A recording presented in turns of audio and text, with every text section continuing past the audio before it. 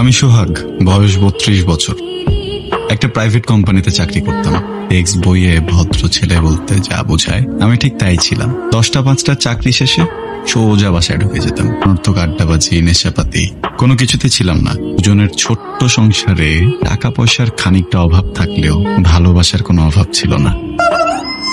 বছর ঘুরতেই ঘর আলোকিত করে জন্ম নিল পরীর চেয়েও ফুটফুটে সুন্দর এক কন্যা, আমার রাজকন্যা। ওই মুখের দিকে তাকিয়ে মনে হলো আমি এই পৃথিবীর সব থেকে সুখী মানুষ। সৃষ্টিকর্তার প্রতি শুকরিয়া জানাতে মেয়ের নাম রাখলাম শুকরিয়া। পরিভর অসুবিধা হলো সাধ্য থাকে না। ইচ্ছে করে একে পুরো দুনিয়া কিনে দেই।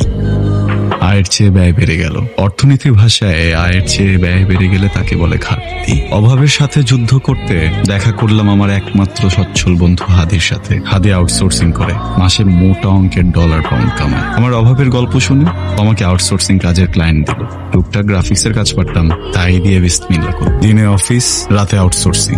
মাস ঘুরতেই টাকা, ডলার আসতে লাগলো হাতে। সংসারের অভাবী রুগ্ন চেহারাটা খানিকটা ঢাকা পড়লো। ছোট্ট একটা ভুলে চাকরি যায় অবস্থা। আবারও ত্রাণকর্তা হয়ে এলো বন্ধু হাদি। না ঘুমিয়ে কাজ করার জন্য দিল এক অদ্ভুত সমাধান। পুরুষ মানুষের নষ্ট হওয়ার উপায় মাত্র 3টা: নারী, জুয়া, নেশা। কেউ নারীর শরীরে আটকায়, কেউ জুয়াতে, না হলে নেশাতে।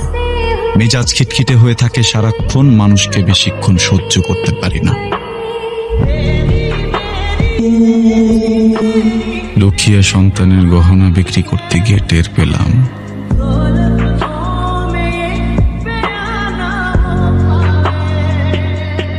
শেষ পর্যন্ত মেয়ের গহনা। মানে আর কত নিচে নামবা তুমি?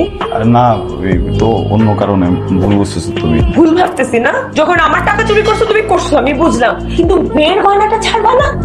ভালো হয়ে যাওয়ার চেষ্টা করতেছি, তো একটু বদলাইতেছি। তুমি ভালো হয়ে যাবা সেটা তো আমি আরো 2 বছর ধরে শুনতেছি। তুমি তো 2 বছর চেঞ্জ হতে পারো না। কই যাও তুমি? আমার যেখানে মন চাই আমি সেখানে যাবো। আমি তোমার সাথে থাকবো না। তুমি আমার সাথে কোনোদিন যোগাযোগ করার চেষ্টা করবে না।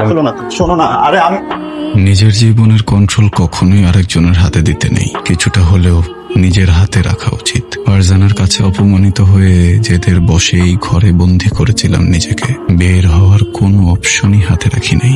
এখন আমার মুক্তির চাবি শুধুই ফারজানার হাতে। বন্দি হওয়ার আগে রেজিস্ট্রি করে ফারজানার ঠিকানায় একটা চিঠি পাঠিয়েছিলাম আমি। 60 দিন পর চিঠিটা পাওয়ার কথা। ফারজানা কি চিঠিটা পায়নি?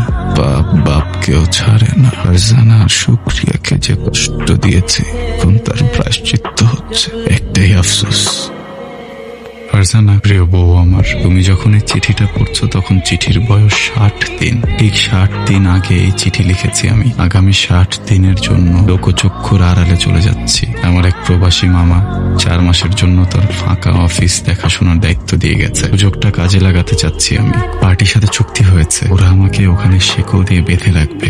সঙ্গে কোনো সিগারেট, ইয়াবা কিচ্ছু থাকবে না ফারজানা। দরজা বাইরে থেকে লক থাকবে।